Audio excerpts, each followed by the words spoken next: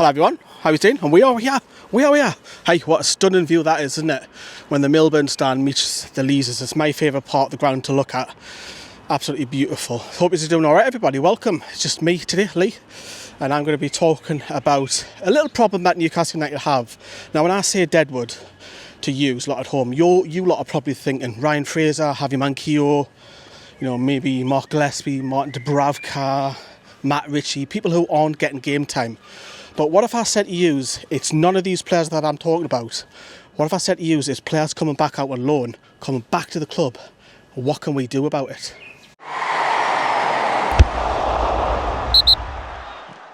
Yes, hope you're doing alright everybody. Look after a view, man. It's beautiful, isn't it? If you like that view, drop us a like everybody. Come on.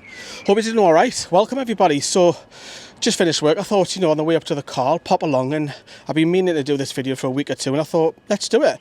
The players who are out on loan, who are still contributing, we're still contributing to their wages.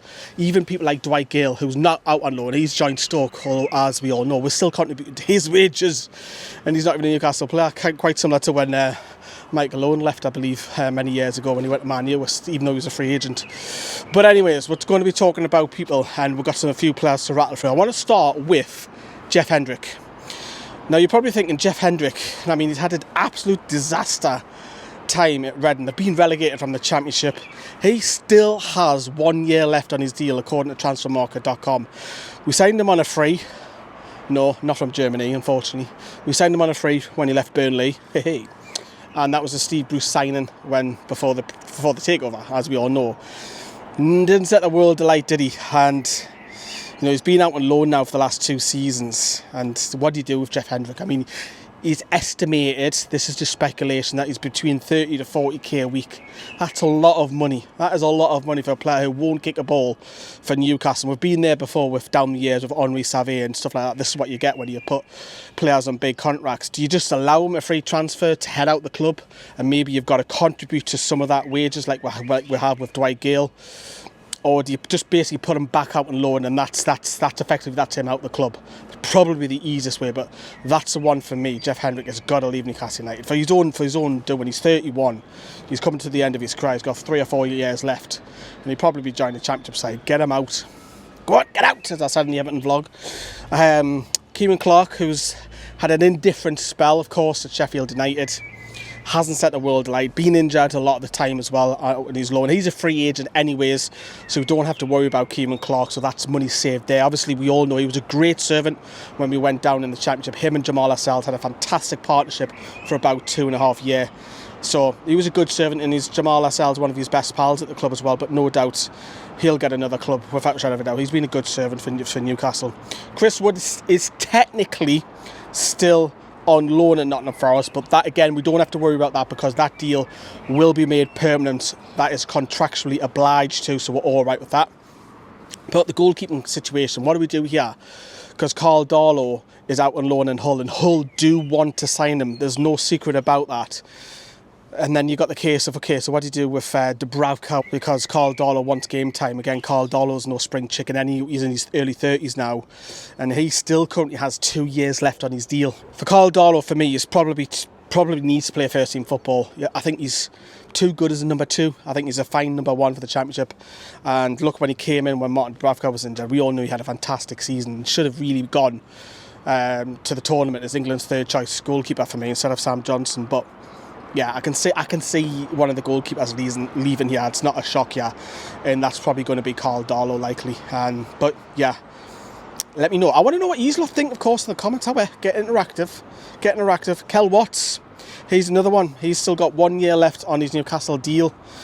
Does he come back and Newcastle tick a box because when we are qualified for UEFA competitions? It depends which one it is next season. Is it going to be the Champions League music played behind me? However, Krul Watts, do we tick that box because he's classed as a club-trained player, which is different from a homegrown player, because we need 4 for the Champions League squad next season. He will qualify if he does not go out and loan, and Newcastle do use him, even if it's just as backup. Grant Cowell, who's up on loan at Edinburgh at the minute at Hearts. I wouldn't say it's a disaster loan. He is getting game time, but a lot of it is off the bench. He hasn't started too many this season. But the thing is, what Eddie Howe said in his presser a couple of weeks ago when he was asked about the young lad, is that sometimes when he's not playing, you learn more. With him being young, he's learning about being in a first team environment, which is no disrespect to when he was playing in Australia. The Scottish League is the 9th best in Europe, and that's a true stat, believer. Scottish Premier League is the 9th best in Europe. So he is amongst a first team environment, and he's learning what it takes to try and get into the first team and eating habits and all of this learning on the job. Obviously, he does have a lot of Australians that are up there. That definitely helped persuade his decision, and it was his decision to go out on loan. It wasn't the club's. Eddie Howe's already said that. I know Shola's got a bit of stick for that, but that was down to the player himself wanting that move. For me, he needs another loan next season.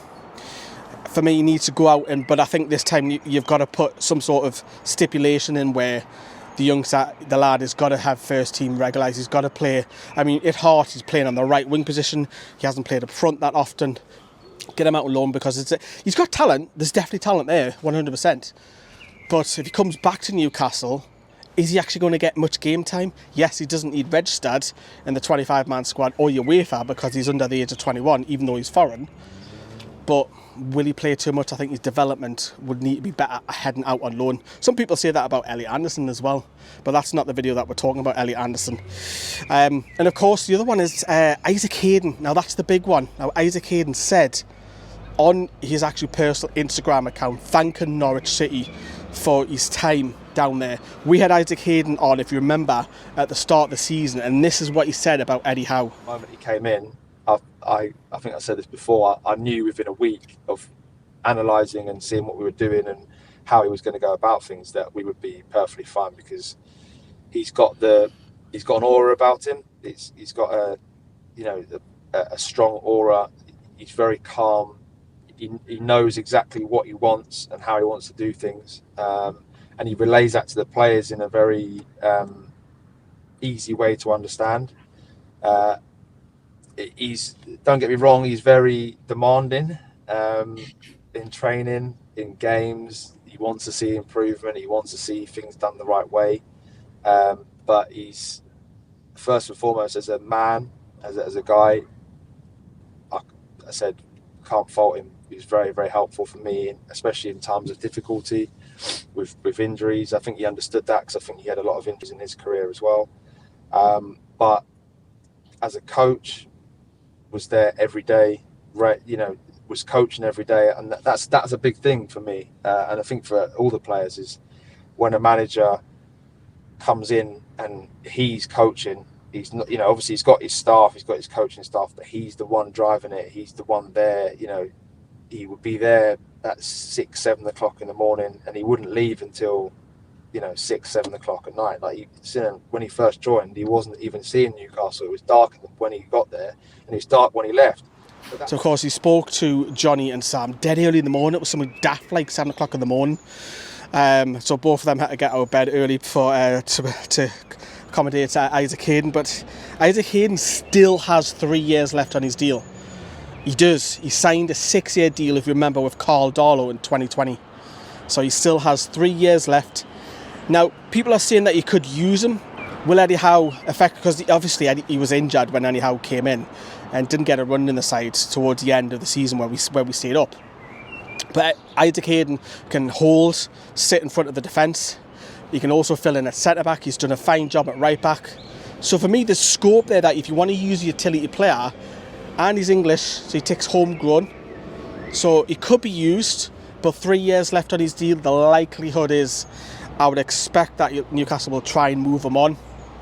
But he's picking up a fair canny wage as well, So all these players that I'm talking about, they're just adding up. Newcastle need to make decisions to get them out, and that'll free up a lot more space for financial fair play. Yes, we're loaded. Yes, we're rich. Yes, there's new deals coming in with sponsorships. Less said on that, because that just opens up a can of worms who it is.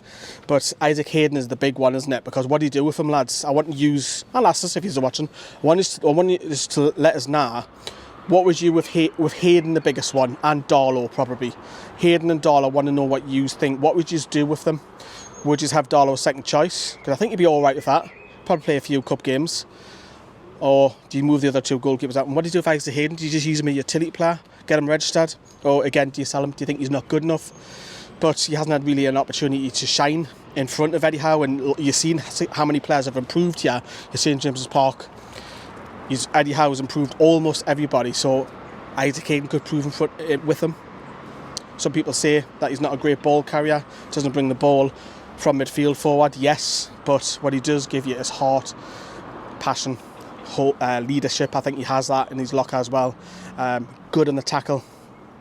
So it's interesting. Of course, several of the under 21 lads who I haven't even mentioned, who are out on loan, who aren't on big wages. Some of them are free agents this summer. Some of them will probably be back with the under 21s, headed out on loan as well. But there you go. I've got that all written down on my phone as I was walking up from work today. But that's it, everybody. So from St James's Park, I shall love yous and leave yous. Drop us a like on the video, everybody.